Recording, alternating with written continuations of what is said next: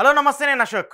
Harirama Jogayya AP రాజకీయాలకు సంబంధించి, ముఖ్యంగా జనసేన పార్టీకి సంబంధించి, ఆ పార్టీ ప్రయోజనాలకు అలాగే కాపు సామాజిక వర్గానికి సంబంధించి పెద్దపీట వేస్తూ వస్తున్నటువంటి నేత, మాజీ రాజకీయ ఒక ప్రముఖుడు.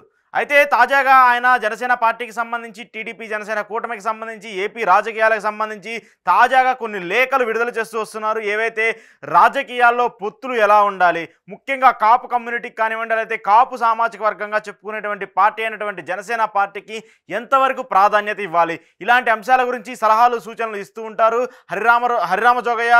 గత 2-3 నెలలుగా ఆయన రిలీజ్ చేసినటువంటి లేఖలు కూడా ఏపీ రాజకీయాల్లో కొంత దుమారాన్ని రేకెత్తిస్తూ వస్తున్నాయి. టీడీపీకి సంబంధించి కానివ్వండి, అలాగే జనసేన పొత్తుకు సంబంధించి కానివ్వండి, సీట్ల పంపకాలపై ఎలాంటి నిర్ణయం ఉండాలి, అసలు జనసేనకు ఎన్ని సీట్లు ఇవ్వాలి, టీడీపీ జనసేన కూటమిలో ఉంటే జనసేన ఎక్కడి నుంచి పోటీ చేయాలి, ఇలాంటి చాలా అంశాలకు సంబంధించి ఆయన చాలాసార్లు లేఖలు విడుదల చేస్తూ వచ్చారు.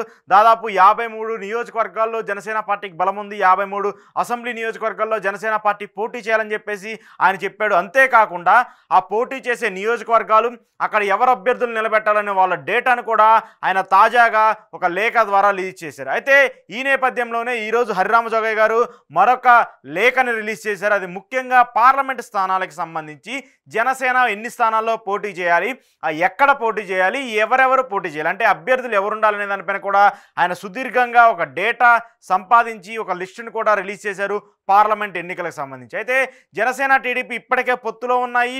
బీజేపీకి సంబంధించి పొత్తులో ఎంట్రీ ఇవ్వడానికి సందిగ్ధత ఉంది. ఎందుకంటే పొత్తులోకి బీజేపీ రావాలా లేదా అనేది కూడా ఢిల్లీ నుంచి హైకమాండ్ కొంత ఆలోచనలో ఉన్నటువంటి నేపథ్యంలో, ఒకవేళ బీజేపీ పొత్తులోకి వస్తే జనసేన టీడీపీకి మధ్య ఇప్పుడున్నటువంటి సీట్లు డివైడింగ్ కూడా కొంత చీలే అవకాశం ఉంటుంది. కాబట్టి అలాంటి ప్రాతిపదికను కూడా పక్కన పెట్టేసి జనసేనకు ఎక్కువ సీట్లు ఇచ్చి ఎక్కువ స్థానాల్లో పోటీ చేయించాలని చెప్పేసి హరిరామ జోగయ్య చెప్తున్నారు. అయితే తాజాగా పార్లమెంట్ ఎన్నికలకు సంబంధించి ఆయన ఒక లిస్టు రిలీజ్ చేశారు.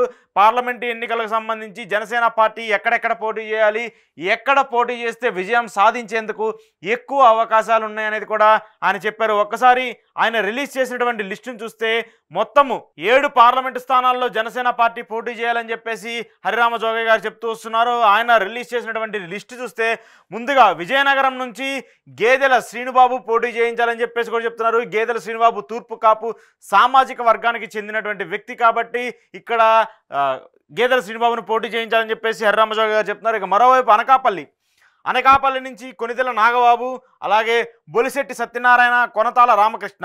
అనకాపల్లిలో వీళ్ళ ముగ్గురులో ఎవరో ఒకరిని పోటీ చేయించాలని చెప్పేసి కూడా హరిరామ జోగయ్య జనసేన పార్టీకి అలాగే పవన్ కళ్యాణ్కి సూచన ఇస్తున్నట్టు మనకు తెలుస్తుంది.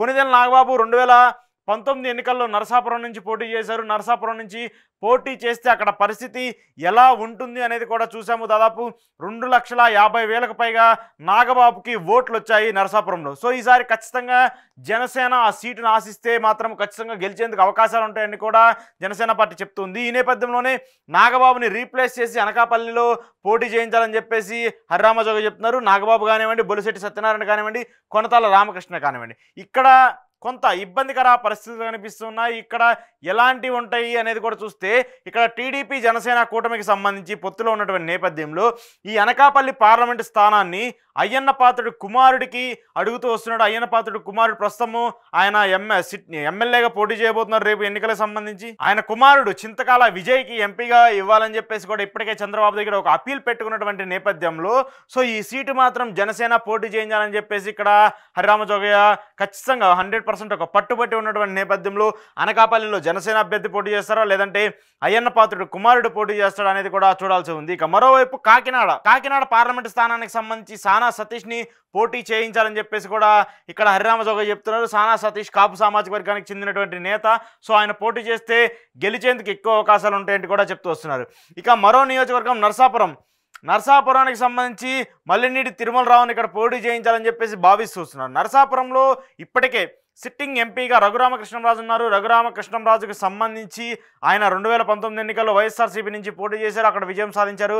కొంత చేంజ్, కొన్ని ఇబ్బందుల పరంగా కానివ్వండి, పార్టీకి సంబంధించి కానివ్వండి, కొన్ని వ్యతిరేక కార్యక్రమాల వల్ల ఆయన వైసీపీ నుంచి బయటకు వచ్చారు. సో ఆయన టీడీపీలో కానివ్వండి, జనసేనలో కానివ్వండి, బీజేపీలో కానివ్వండి, ఏదో ఒక పార్టీలో చేరి మళ్ళీ నరసాపురం నుంచే పోటీ చేయాలని చెప్పేసి భావిస్తున్నటువంటి నేపథ్యంలో, కానీ ఈ సీటును మాత్రము మల్లాడి తిరుమలరావుని పోటీ చేయించాలని చెప్పేసి జనసేన భావిస్తూ వస్తుంది. ఇక మరోవైపు మచిలీపట్నానికి సంబంధించి బాలశౌరి ఆల్రెడీ సిట్టింగ్ ఎంపీ మచిలీపట్నానికి సంబంధించి వైసీపీ నుంచి గెలిచారు.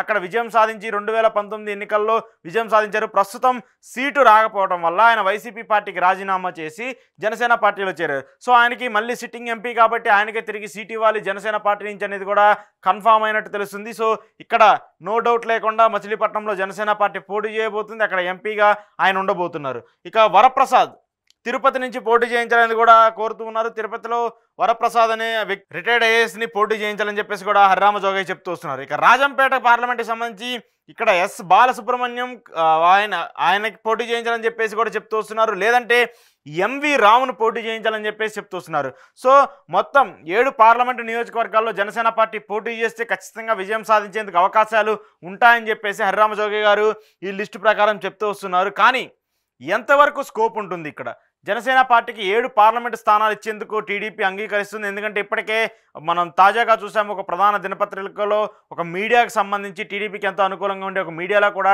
జనసేనకి 3 ఎంపీ సీట్లు మాత్రమే ఇచ్చేందుకు అవకాశం ఉందని చెప్పేసి రాసినటువంటి నేపథ్యంలో ఇక్కడ హరిరామ జోగయ్య గారు కోరుతున్నట్టు 7 ఎంపీ స్థానాలు ఇవ్వడానికి ఎంతవరకు స్కోప్ ఉంటుంది. ఒకవేళ 7 ఎంపీ స్థానాలు ఇస్తే బీజేపీ పొత్తులో యాడ్ అయితే అది ఎంతవరకు పాజిటివిటీ ఉంటుంది. ఎందుకంటే టీడీపీ జనసేన ఇప్పటికీ కూటమిలో ఉన్నాయి కాబట్టి బీజేపీ ఆడనైతే ఎంతవరకు ఈ పార్లమెంటు సీట్లలో సర్దుబాట్లు జరిగేందుకు అవకాశాలు ఉంటాయనేది కూడా తెలియాల్సి ఉంది. సో ఏది ఏమైనప్పటికీ హరిరామ జోగయ్య గారు రాస్తున్నటువంటి ఈ సంచలన లేఖలు ఇట్లానే కంటిన్యూ అవుతున్నాయి. ఇప్పటిదాకా మొన్నటిదాకా అసెంబ్లీ స్థానాలకు సంబంధించి వివాదం కొనసాగితే ఇప్పుడు పార్లమెంటు స్థానాలకు సంబంధించి ఒక క్లారిటీ రావాల్సిన పరిస్థితి ఉందనేది మాత్రము తెలియాల్సి ఉంది.